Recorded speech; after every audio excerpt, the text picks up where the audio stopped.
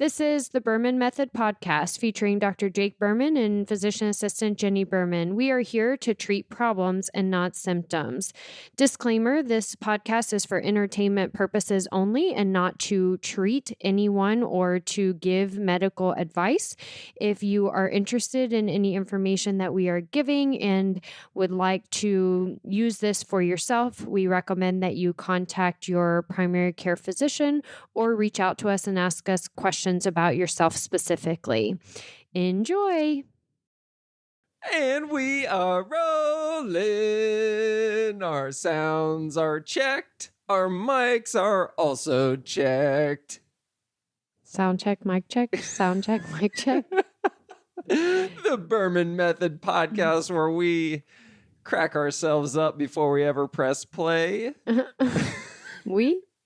Me? Or you? I crack myself up before we ever press play. Where we're focused on treating problems and not symptoms. We're David going against Goliath, where Goliath is the corporate medical system and big pharma. We do not believe that the corporate medical system has your best interests in mind. Correct. We don't believe that insurance companies have your best interests in mind. Correct. And we are 1,000,000% confident that Big Pharma doesn't have your best interests in mind. Correct. So we are going to start a fun little series called The Berman MythBusters. I like it. I'm really excited for this. What we want to talk about is we're going to do a series. We're going to go through the most common myths that the corporate medical world wants you to believe is true, and it's just not so. It just ain't that way. Right. So we're going to do one physical aspect and one nutrition or wellness aspect to each MythBusters each week for the next several weeks. Yeah, and I wouldn't even go physical or nutritional. I would say we're going to do one myth from my world and one myth from your world. Right. That is true. I think that, I don't know. Should I start from head to toe or from toe to head? Toe to head. Toe to head? You want me to start with the toes? Yes. Okay. Do you know what myth you're going to bust today? Yes. You do? Yeah, it's a surprise. It's a surprise? Yes. Oh, I'm so excited. Do you want me to start or do you want to start? You. I'm going to start? Yes. Okay. Just a little disclaimer here. Everything that we're going to talk about today is strictly our opinion, and you should know that by now. I think we actually have one of those disclaimers on an intro or an outro of this thing. Right. The main purpose of everything that we say on this podcast is to get you to question. Question what you're currently doing. Question what you're currently not doing.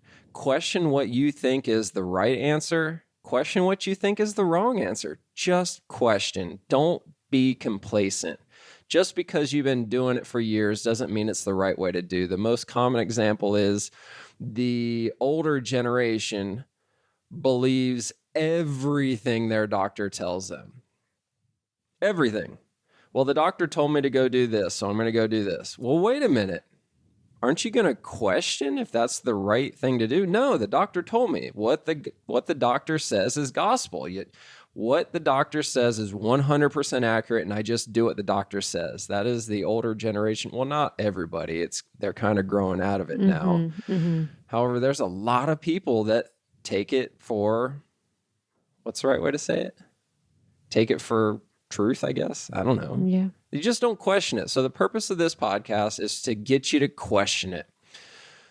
Well, and just to think outside of the box and think what is in your best interest. What are we actually looking at problems and not just symptoms? When you do go to the doctor, are they treating the symptoms and putting you on another medication that could potentially interact with something else that you're taking? Do you have 5 different doctors that aren't even communicating to each other? So really, try to identify, are we actually looking at the problem here, or are we just treating another symptom for a quick fix? And there is no quick fix. There is no quick fix. Not if you want to do it the right way. There is no Amazon Prime. There is no easy button. There is no magic pill. You actually have to put work in. Sorry. Work, thought, education, accountability, all of this is going to go into the most important factor of your life, which is longevity. Love it. Okay. With all of that said, if we're starting from toe to head, did you have something to say? Yeah, I was actually going to say something else is because you mentioned, you can't just trust the one person that you see as your, the one doctor you see, trust everything that they recommend for you.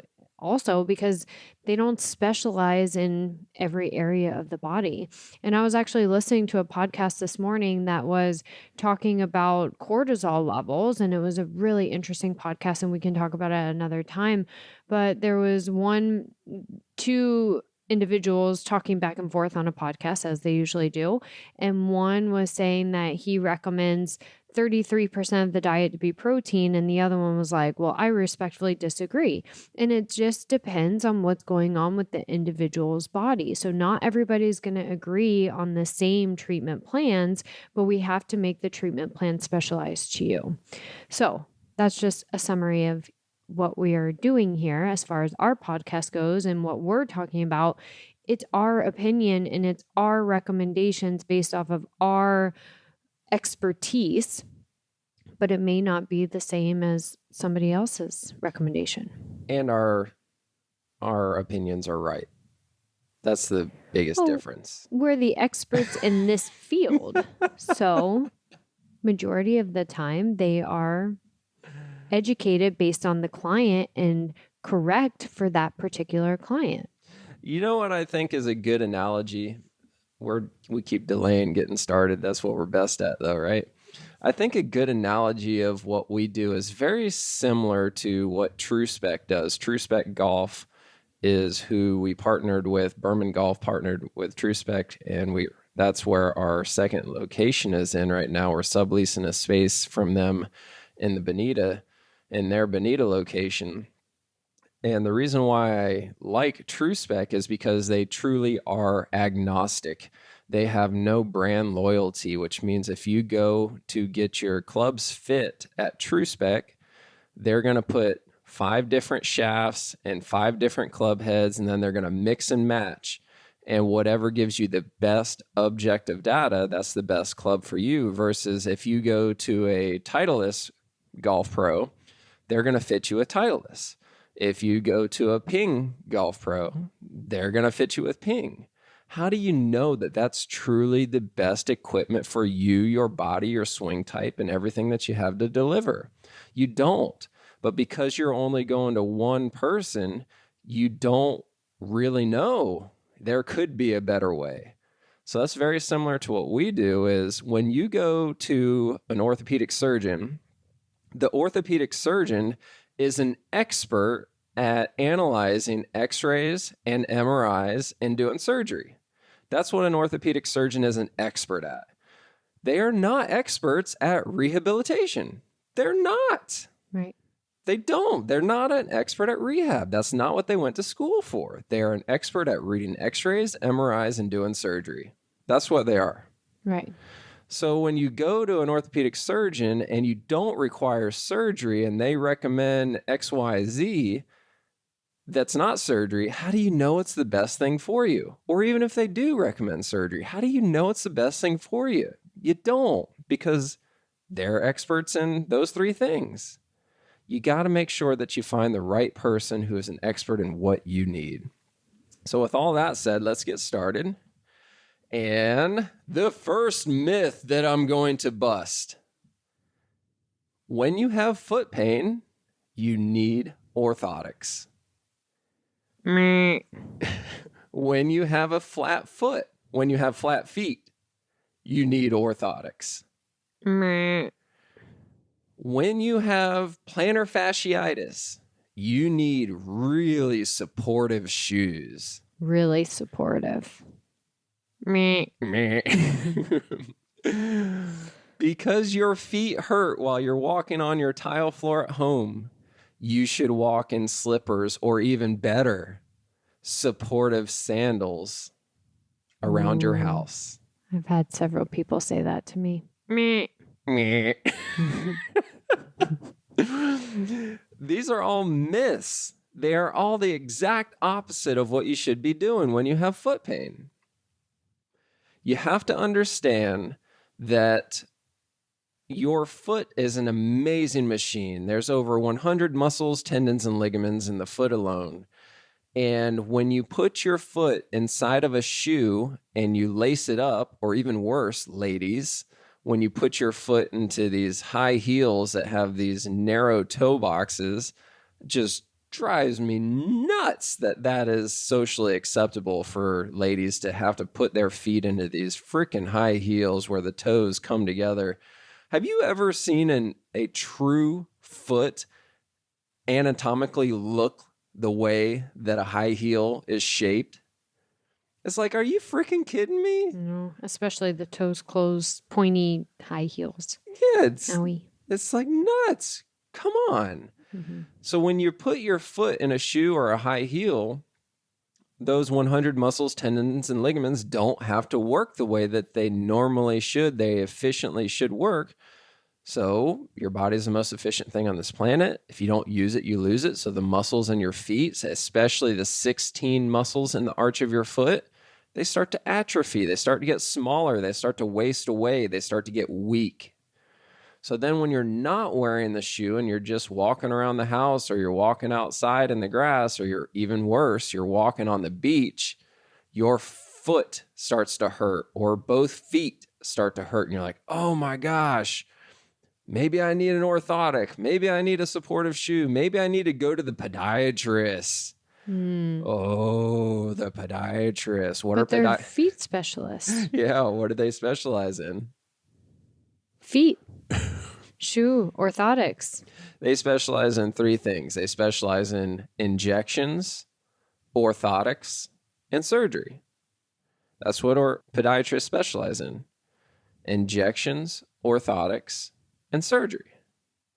So if you don't want an injection, if you don't want to be confined to using orthotics, and you don't want surgery, why would you go to a podiatrist as your first step?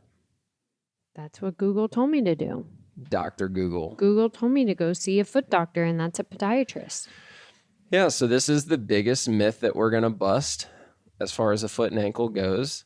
When you have foot pain, the answer is not orthotics. The answer is not supportive shoes. It's just not. The answer is the opposite. The answer is to strengthen the muscles in your feet. And like Jenny was saying about 5 minutes ago, there's no quick fix.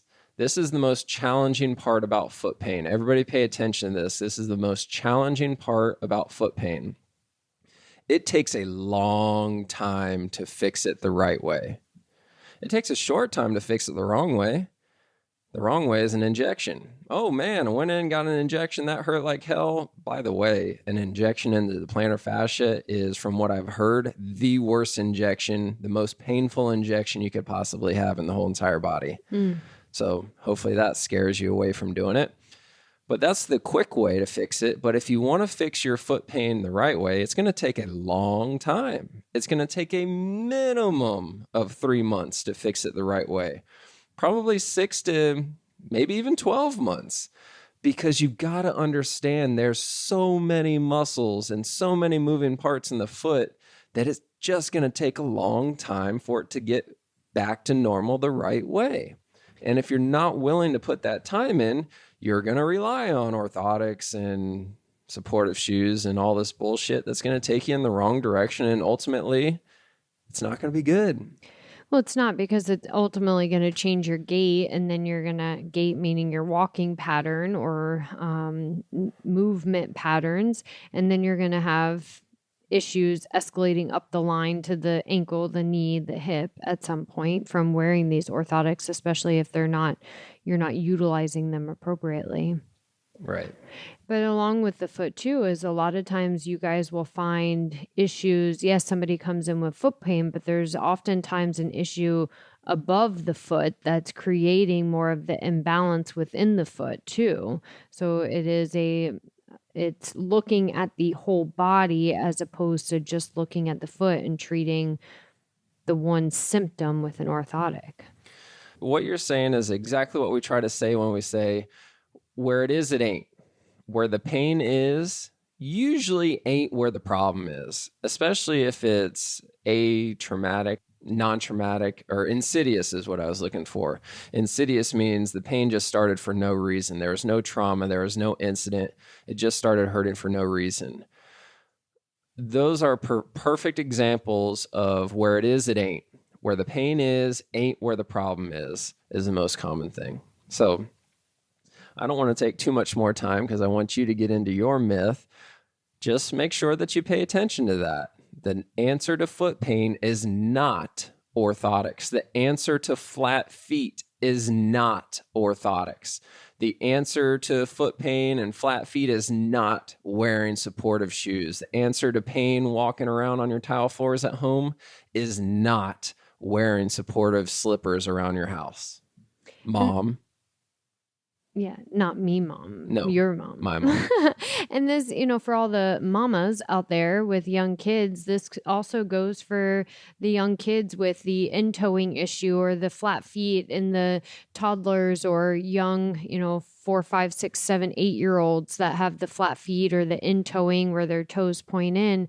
It's the same situation. Putting them in supportive shoes and arch supports is not the answer at that age either. Don't even get me started on these kids' shoes. It drives me nuts. 75% of the shoes that you got for Stella to wear, I'm like, nope, throw these away. Throw them away. Throw them away. You will not put my kid in these shoes.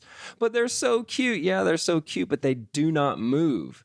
Try to bend these cute little shoes that a 2-year-old is supposed to wear. They don't bend at all. It's more of an issue of finding a tennis shoe. That's what he's referring to. I haven't been able to find a tennis shoe that isn't a brick on her foot.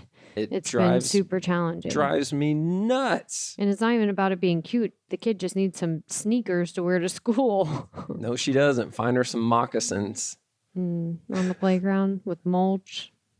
Sounds like an accident. All right, let's move forward to what is your myth? My myth is that, and especially in today's world, all carbohydrates are bad.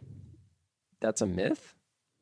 A lot of people, I don't want to say research because it's not even great, but a lot is coming out now saying that we should be on such low carb diets, all carbohydrates are bad, and this is where the keto meal plan comes in. The keto meal plan really is somewhere between 20 and 40 grams of carbohydrates a day.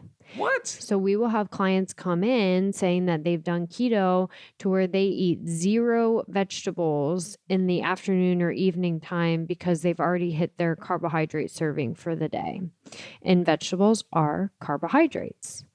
So I am busting that all carbohydrates are bad because they're not. Our body needs sugar to have fuel. It doesn't need simple sugar. It doesn't need refined sugar.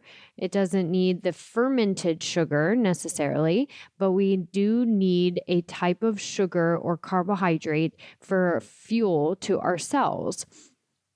Is everything okay over there? Yeah. Okay, great. So with that being said, there's different types of carbohydrates. There's simple carbohydrates and there's complex carbohydrates.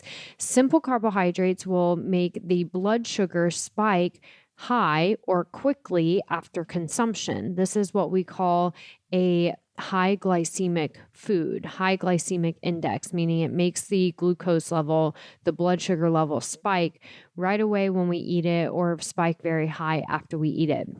These are going to be your pastries, your donuts, the white flours, so pasta, breads, white potatoes. And then we have our complex carbohydrates, which are going to make the blood sugar spike less when we consume it, and that our body can actually metabolize and digest and absorb to help with getting fuel or energy into our cells and into the mitochondria. These are what we consider our low glycemic index foods. So they have a low impact on the blood sugar. These are going to be your vegetables. So broccoli, cauliflower, Brussels sprouts, green beans, asparagus, even carrots. People think carrots and they're like, oh my gosh, there's so much sugar in there. I could never eat that on the keto diet. Carrots are not bad. They actually have a lot of different vitamins and minerals that are really, really important for our body, for our vision, for our skin, for our eyes, for our brain, actually. And then we have the middle of the line carbohydrates, which we call our moderate glycemic index. And these are going to be your things like your beans, your lentils, the quinoa, oats. Yes, they have fiber in them, which is helpful for lowering the impact on the blood sugar. But at the end of the day, it is still a starchier carbohydrate. So there will still be some impact on the glucose levels. So, Go ahead. did you need something? No, I was just thinking about how people try to steer away from the vegetables, and I should have prepared for this. I didn't know you were going to talk about this, or I would have prepared for it, where there's those, I don't know if it's a commercial or what you would call it, but if you look at broccoli looks very similar to your brain, and that's why they say broccoli is good for your brain. When you look at a carrot, you cut open a carrot and the lines within the inside of the carrot resembles your eye. That's why carrots are good for your eye. There's, oh man, I'm spacing out right now, but there's a ton of different vegetables where they resemble the body part that they're actually good for. Mm-hmm. And it's just really interesting how that works, how Mother Nature designed it that way.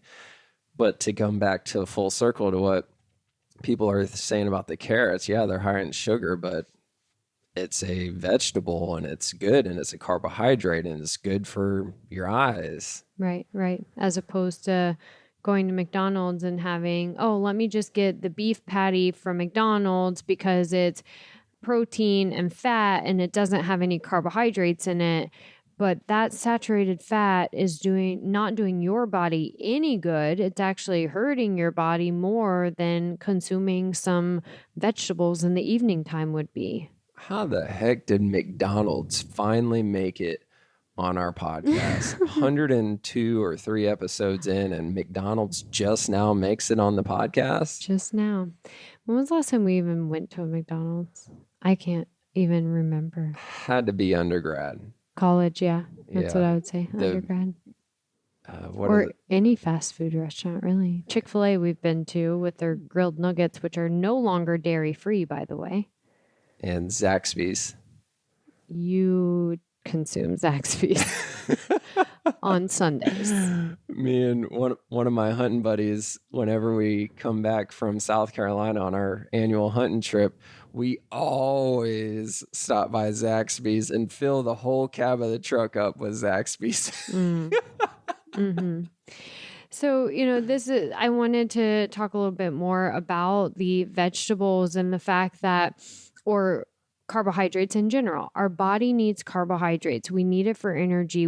Our muscles need carbohydrates. We need carbohydrates, but we also have to pair them appropriately in our day for less of a blood sugar impact, especially if we are fighting things like insulin resistance, prediabetes, diabetes type 2, if we are postmenopause, if we are a male that is 60 plus with testosterone levels that are dropping and you are taking testosterone replacement, especially, we have to be very mindful of where and how we are getting our carbohydrates, but our body needs carbohydrates. We cannot consume 20 grams of carbohydrates per day, including our vegetables, and expect that our cells are going to have the most longevity and the most energy that they can.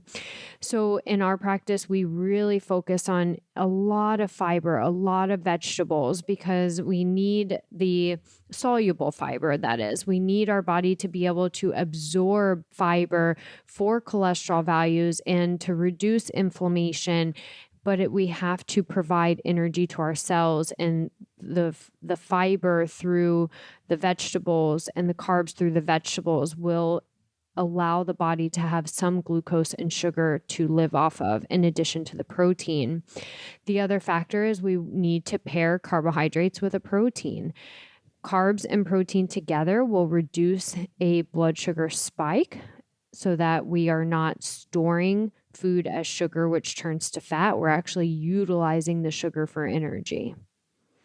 Two things. You said soluble fiber, and I just want to recap on it because we mentioned it a time or two, but we can't say it too often. Soluble fiber, very simplistically, is cooked vegetables versus raw vegetables. Raw vegetables, yes, they're fiber, but they're not as soluble as cooked vegetables, correct? Right. Soluble meaning your body actually absorbs them for the fiber as opposed to using it as an antitoxin and just passing it through. Right. And then the second thing is pairing carbs with protein. I'll never forget it when we had that continuous glucose monitor attached to me, and when I went through that study with you, or trial run before we launched the program. I want to do it again, by the way. Okay. Not before. Summertime's a bad time. We'll find another time.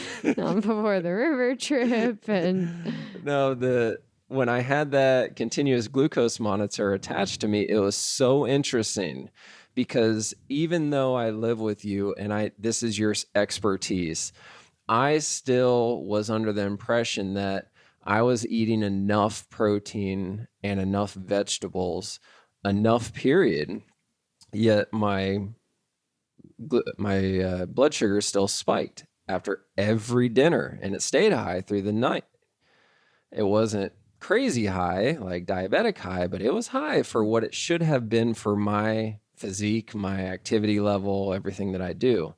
And it wasn't till towards the 7th or 8th day, I finally listened to you, my wife, who had been telling me, you've got to eat more vegetables. You have to eat more protein. And one night I said, screw it. And I ate a ton of vegetables, probably at least 3 times more veggies than I normally would, and probably 30% more protein than I normally would. And it was the lowest my blood sugar had been since wearing that monitor 7-8 days into it. And I'm like, are you freaking kidding me? I just couldn't believe that I was not eating enough protein and veggies. Now we can go on and talk another 10 or 20 minutes about my experience, but the point of it is that you've got to pair the two together, and it's most likely more than you think it should be. Right. And that's, definitely majority of the country is deficient in protein and fiber intake. That's a known fact out there. So you just have to figure out what is the right amount for my body, and you base your macronutrients amounts, the grams of protein, carbs, and fats, not only based off your goals, but also off the amount of muscle mass that you have, off of the amount of body fat percentage that you have, and the medications that you're taking. Your basal metabolic rate, which is the amount of calories your body can burn at rest, is largely based off of your muscle mass. So if you have a very low amount of muscle mass and a higher fat mass, your metabolic rate, the amount of calories your body is burning, meaning your metabolism, is going to be slower. Even if you're a very thin individual with low body fat, if you have low muscle mass, your basal metabolic rate or metabolism is still going to be low. We have to really base off how much we're eating based off of our body composition itself and what our goals are. And that's something else we can talk about on another podcast. But coming back to the carbohydrates are not bad. We need sugar in our body for our cells to function, but it needs to be the right type of sugar, and we need that sugar to get into our cells to be utilized for energy as opposed to the body storing it, which turns to fat.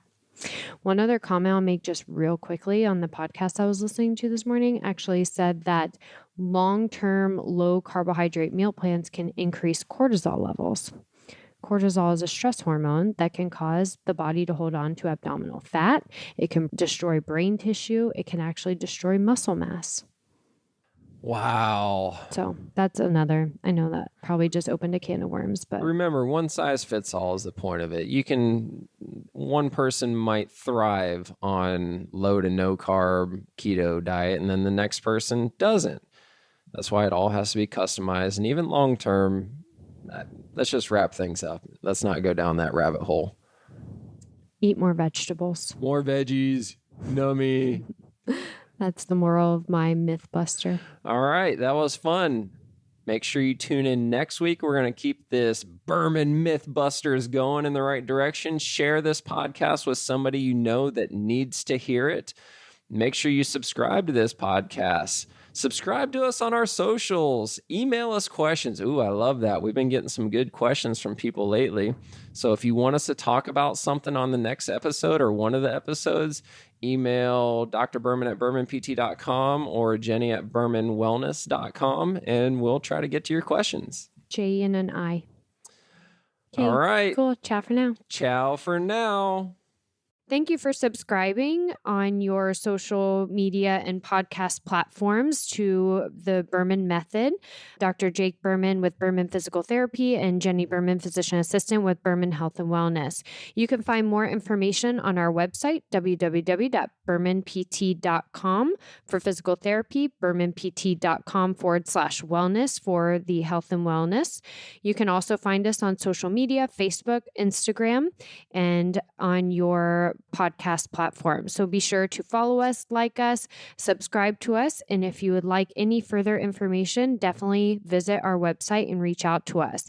You may also find our free reports on the websites as well, where you can download this free information for yourself. Have a great day.